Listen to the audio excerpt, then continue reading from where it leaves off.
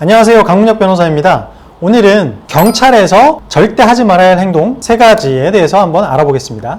첫 번째 하지 말아야 할 행동, 고소장도 확인하지 않고 그냥 출석해서 조사받는 것입니다. 이게 왜 위험하냐 하면요, 고소장은 고소인이 어떤 내용으로 어떤 사실관계로 고소했는지가 담겨있는 문서입니다. 그런데 피의자 입장에서 이 고소장을 확인하지 않고 그냥 출석하게 되면요, 본인이 구체적으로 어떤 내용으로 고소를 당했는지 모르는 상태로 조사를 받게 돼요.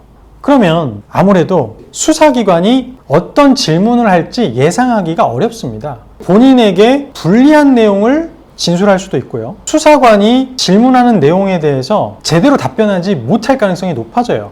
그렇기 때문에 절대 고소장도 확인하지 않고 경찰서에 조사를 받으러 가시면 안 됩니다.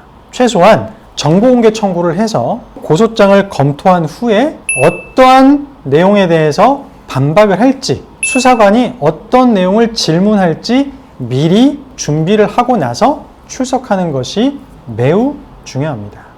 두 번째로 하지 말아야 할 행동은 바로 수사관하고 말싸움하는 겁니다. 경찰 조사를 받을 때 수사관은 피의자의 주장을 반박하는 경우도 있고 추궁을 하는 경우도 많이 있어요. 그렇기 때문에 수사관의 어떤 추궁, 수사관의 질문에 대해서, 의견에 대해서 반박을 하는 건 얼마든지 가능하고 필요합니다. 그런데 제가 말씀드리고 싶은 것은 수사관이 질문하거나 말하는데 중간에 막 끼어들어가지고 말 자르거나 수사관의 말에 자꾸 싸움을 거는 거예요.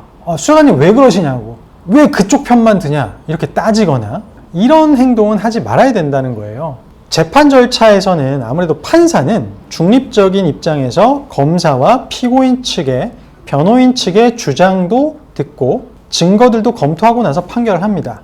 하지만 수사기관은 범죄 혐의를 밝히려고 하고 피의자 입장에서는 범죄 혐의를 벗으려고 하잖아요. 그렇기 때문에 적대적인 관계를 가질 수도 있긴 한데 그렇다고 해서 싸우면 안 된다는 거죠. 범죄 혐의가 있는지 없는지를 1차적으로 판단하는 게 바로 수사기관이에요. 경찰이고 검사입니다. 논리적으로 반박하고 증거를 최대한 제출하면서 어필해야지 자꾸 말싸움을 하거나 면박을 주거나 이런 행동은 하지 말아야 된다는 것이죠. 자, 그리고 세 번째, 조서를 제대로 확인하지 않고 날인하는 겁니다. 피의자로 조사를 받게 되면요, 경찰이나 검사가 피의자 신문조서라는 문서를 작성하게 됩니다. 조사가 다 마무리되고 난 다음에 그 조서 내용을 확인해 보라고 줍니다. 꼼꼼하게 읽어볼 수도 있고 필요한 경우에는 여기 내용이 잘못 기재되어 있다고 수정을 요청할 수도 있습니다. 그런데 이걸 제대로 확인하지 않는 경우가 많아요. 변호사의 역할이 굉장히 여기서 중요합니다. 변호사가 하는 중요한 역할 중에 하나가 바로 이 조서 검토예요. 아무래도 법률 전문가가 아닌 피의자 입장에서는 사실 조사받는 것도 너무 힘들고 위축이 많이 되기 때문에 조서를 냉정하게 꼼꼼하게 검토하기 어려운 게 사실이에요. 그렇기 때문에 그냥 대충 읽어보고 도장 찍고 그냥 나오게 되거든요.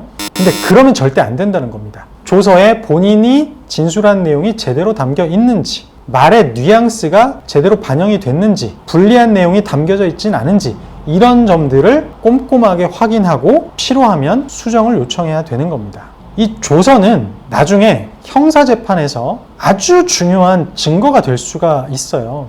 판사는 피고인이 법정에서 한 말도 물론 중요하지만 수사기관에서 어떻게 진술했는지를 유무죄 판단에 있어서 아주 중요한 증거로 반영을 합니다. 그렇기 때문에 경찰에 출석해서 진술한 내용이 혹시나 불리하게 조서에 담겨버리면 나중엔 이거를 되돌리기가 굉장히 어려워요. 물론 형사소송법적으로는 내용 부인, 그래서 증거 능력이 인정되지 않게 하는 어떤 절차가 있긴 있어요. 근데 그거는 어디까지나 나중 일이고 수사 단계에서 무혐의 결정을 받는 게 무엇보다 중요하잖아요. 그렇기 때문에 피의자 신문조서를 제대로 확인도 하지 않고 날인하는 거는 절대 하지 말아야 됩니다.